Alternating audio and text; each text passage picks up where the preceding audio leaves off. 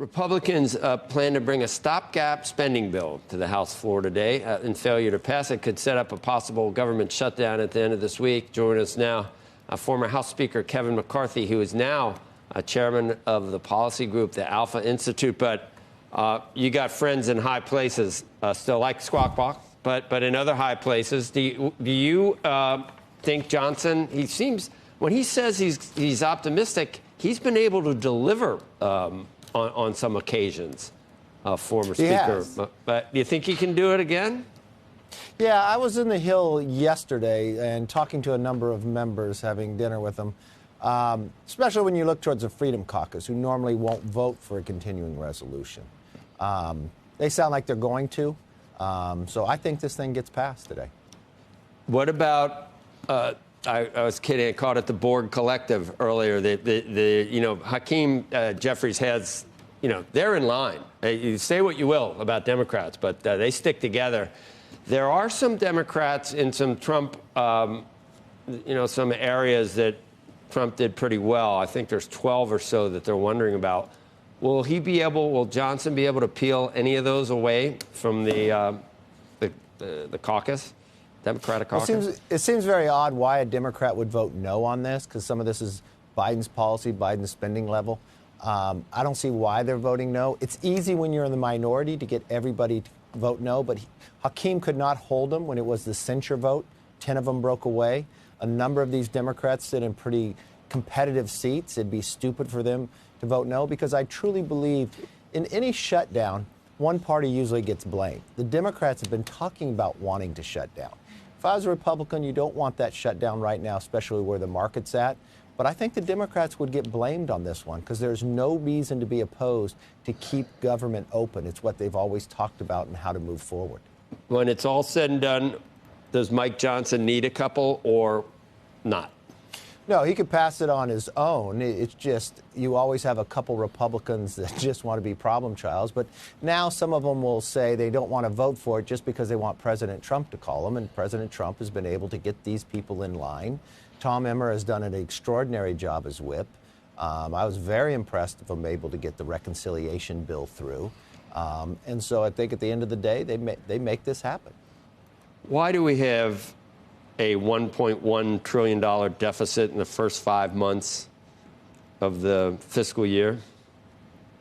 Well, it's how you spend the money and how much flows in. I mean, one of the biggest challenges they have is the mandatory spending continues onward. They kept bumping up what government was doing, especially during COVID and others. So you got this ever-growing number, and then you got the interest rates that are higher. So the debt costs more than what we spend on defense. This is the greatest threat to our country. And this is why people should sit back, not attack Elon. What is wrong with looking at where government is spending? It has continually grown all the way back until when Clinton did this same thing, and find where we can eliminate some waste, bring some accountability back, and make government more efficient.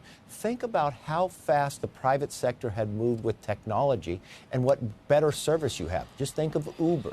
What if you brought that technology into the VA, where you could rate your doctor, you could have your records right there, you can schedule your own appointment. The consumer would be treated better. We'd have greater efficiencies and greater accountabilities. This is what government needs. President Trump's not going to run for re-election. Trump 2.0, people are pointing out, might be much different. And some people are hoping, much different in terms of the stock market and GDP and everything else. But take an objective viewer or an objective viewpoint.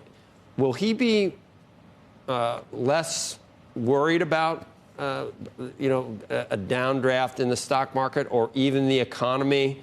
Will he stay the course for some of these programs that are disruptive and to recalibrate the economy, if you will? And do you still think he has a majority of Americans that are behind him on this, and how long will that last? Look, I think President Trump got elected on two major issues, the border and the economy. When it comes to the border, he's already solved that. My advice to him was I'd go celebrate that and explain it to the rest of the world, because it almost looks like it was too easy. He did such a great job. The economy, he's talked about making that transformation. You made a very good point here. This is a different Trump because he has his 10,000 hours. He knows the job. Plus, there's no bookend here that he's worried about something politically that is whether he's going to get reelected.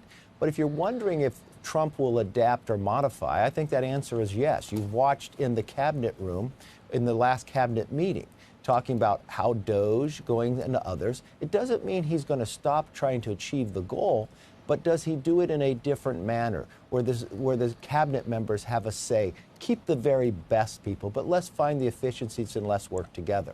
Remember, he doesn't have all of his appointees in place. So now he's getting Jameson and others in there. And I think things will smooth out a little more. In his first term when he dealt with tariffs, it was a little more surgical. I think he can look at that too. Remember, we don't have the April 2nd. When it comes to Mexico and Canada, we have the USMCA. I think you saw him fall back a little there. You've got a new prime minister in Canada. I would take this as a moment to reset, to sit down with that prime minister. What are ways that we can work together with respect for one another? The president of Mexico gets along very well with President Trump. She's worked tremendously to secure that border with him. This is about fentanyl coming in. But I've watched President Trump time and again. He'll have a path, but if that path needs to be adapted a little, he will do that to get the right outcome for America. Maybe not so positive. The prospects for the new Canadian prime minister. Their journal's got a great piece today that he's just doubling down on Trudeauism and his, it's taking on Trump is all he talked about. That was his idea for how to help Canada. Well, you have to remember, this is a prime minister coming into a party that should lose the next election. He's trying to win the election to keep it, but he also comes from an economic point of view. So he wants to fight Trump to try to get his base up to win an election, but knowing that's not the smart move. I would not embrace Trudeau with any shame possible. The country wanted a shift in leaders. That's not going to help him politically either. So that's not the great path for him. But I would pick up the phone and called Trump right after he had won and say, let's work together.